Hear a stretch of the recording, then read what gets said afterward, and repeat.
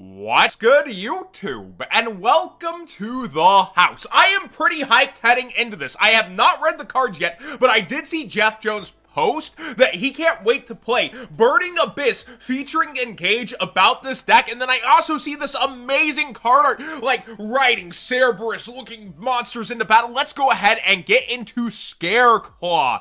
So these claws have some sharp edges, and we're starting with Visas equals Starfrost, a light warrior tuner effect, level 6, 2100, 1500. You can only use the first effect of this card's name once per turn. If this card is in your hand, you can target one monster you control with a different type and attribute, destroy it, and if you do, special summon this card. So a non-light warrior, basically. It would have to be anything but those. When this card destroys an opponent's monster by battle, you can make this card gain attack equal to half the destroyed monster's original attack or defense, whichever is higher. I guess above level 5 warrior, that's a pretty good zone to be in. That is also a tuner that is able to self-sufficiently summon itself out of the hand quite often. That's pretty good. Next up, we have Scareclaw Astra, an Earth Beast effect monster, level 3, 1300, and I do see that the next monster is level 3, so maybe that's the Burning Abyss part of things. Let's see here. You can only special summon this card with the first procedure of this card's name once per turn. So the first effect. You can special summon this card from your hand to your main monster zone in the column of a Scareclaw monster you control or its adjacent columns. So in the column of would be a Link monster, right? Or you can go side to side of another monster that you control. While you control a defense position Scareclaw monster, Scareclaw monsters you control in the EMZ can attack a number of times each battle phase up to the number of your defense position Scareclaw monsters with different names. So these are able to special summon themselves out of hand, and then you're able to go ahead and give the EMZ monster extra attacks. That's almost Crusadia-like to me. They're able to get themselves out of hand, but don't rely on Link arrows. I guess BAs can get themselves out of hand at any point in time, but then they don't get their effects. Yeah, that's almost Crusadia-like a bit. Then we have Scareclaw Veronia, a Earth Beast effect, level 3, no attack again, 1700. So you're not putting pressure out with these monsters you're summoning, and they seem to give their effects to other monsters. You can only special summon with the first procedure of this card's name once per turn. You can special summon this card from your hand to the main monster zone in the column of a Scareclaw monster you control or its adjacent columns. If your Scareclaw monster and the EMZ attacks a defense position monster, inflict piercing. This is very Crusadia-like, so they just don't need to summon to arrows. They just go, oh, I have the archetype summon right next to it, right? Or under a Link monster. Scareclaw Aurora. I'm a Yugi tuber. I invoke my privilege to mispronounce cards. Earth Beast effect, level 3, 2000 defense. You can only special summon this card with the first procedure of this card's name once per turn. You can special summon this card to a main monster zone in the column of a Scareclaw monster you control or adjacent columns. Your Scareclaw monster in the EMZ gains 300 attack for each of your defense position monsters. So we have piercing, we have multi-attack, and now we have boosting for the monsters. Not the most impressive yet. Scareclaw Heart is a Dark Beast Warrior effect. Level 4, 1500, finally some attack. 2100 defense is also very big. You can only special summon with the first procedure once per turn and only use the second effect once per turn.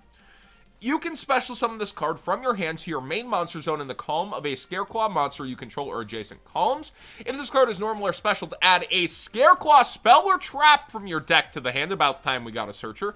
If there are 3 or more defense position monsters on the field, draw 1 card. Wait a minute.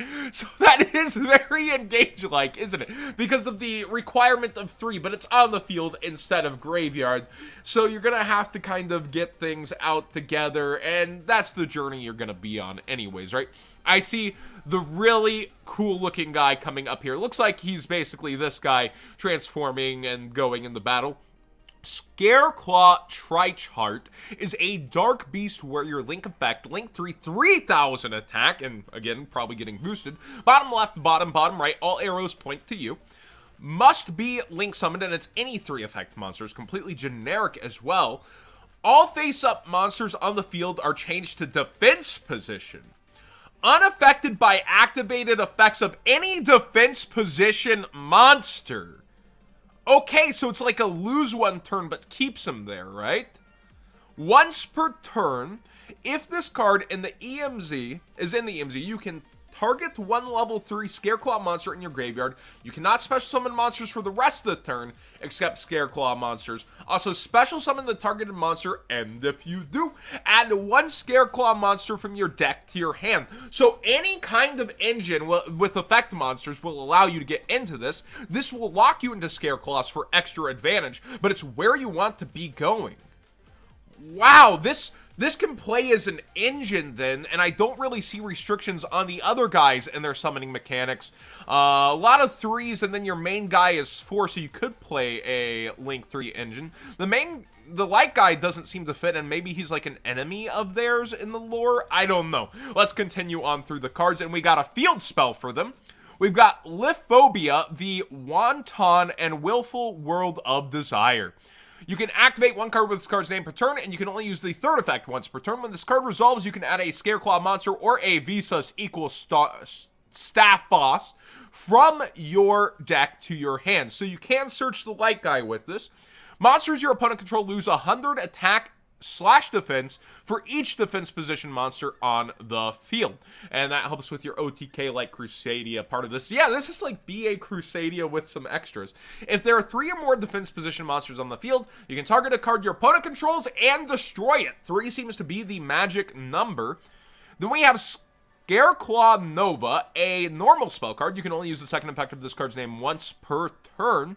Target a Scareclaw monster or 1 Visas equals Starfrost in your graveyard. Special summon in defense. If a Scareclaw Link monster you control would be destroyed by battle or card effect, you can banish this card from your graveyard instead. I kind of wish it was any Scareclaw monster, but I guess that's too much to ask for. So far, there's only 1 Link monster also. Scareclaw Slash is a continuous trap. You can only use the 2nd effect of this card's name once per turn. Once per turn, you can target a Scareclaw monster or a Visas equals Starfrost you control. I want to say Star Fox so bad.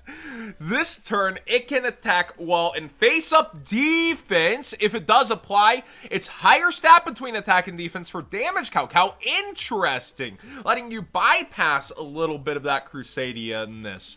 When your opponent activates a card or effect while you control a Scareclaw monster in the EMZ, you can send this card face-up from your spell and trap zone and negate that effect. That would be the more important effect of this card, wouldn't it? EMZ is all you need, and that's generic. Then we have Scareclaw Alternative. Normal trap. You can use the 2nd and 3rd effect of this card's name once per turn. Tribute 3 Scareclaw monsters. Your opponent can only special summon monsters in defense the rest of the turn. That stops Link summoning, doesn't it? Ooh, but you have to tribute 3 cards and use this? That is so much to give up. During your turn, you can banish this card from your graveyard and inflict 100 damage to your opponent for each defense position monster on the field after it takes them all off. We don't need a card that stops somebody from Link summoning to be Omega viable, right? Like just turn long floodgating people out of the game. A little bit toxic, so I think this is a way to make that fair, quote unquote. And again, remember, they're all the spell and traps are searchable, so you do have a searcher, you have easy summon access, you have a completely generic boss monster. Yeah, Dimension Force is looking really good. Quick shout out, Gamer's Choice code What's Good 5 for 5% off and to support the channel directly, and Big 3 have some of the best early deals on Dimension Force. I would still wait to see more reveals, but I do think the early bird specials after the Therions and this will be going a lot quicker. Man, this is exciting. Like, this guy can be played outside of the deck. It'll be a huge boost for a lot of the big boy warrior decks. This engine, as it will be played, is very interesting that each of these monsters doesn't lock you, and they're all level 3 extenders, but they need a Scareclaw to get started and keep going, so it's not just like you can go too crazy with that, and I do think that it's got a lot of potential based on its first reveals. We'll see what future support is brought for this. Thanks for watching, everybody. Please subscribe if you haven't already. Give this video a thumbs up if you enjoyed the conversation, and this is kind of really just awesome, the direction Konami is going. I want to show you this too. Like, I really like this art. It feels like they're mixing old Yu-Gi-Oh art with new and going different concepts, because when we see Tactical Masters, this is like not Yu-Gi-Oh to me overall. It's almost Six Samurai vibes,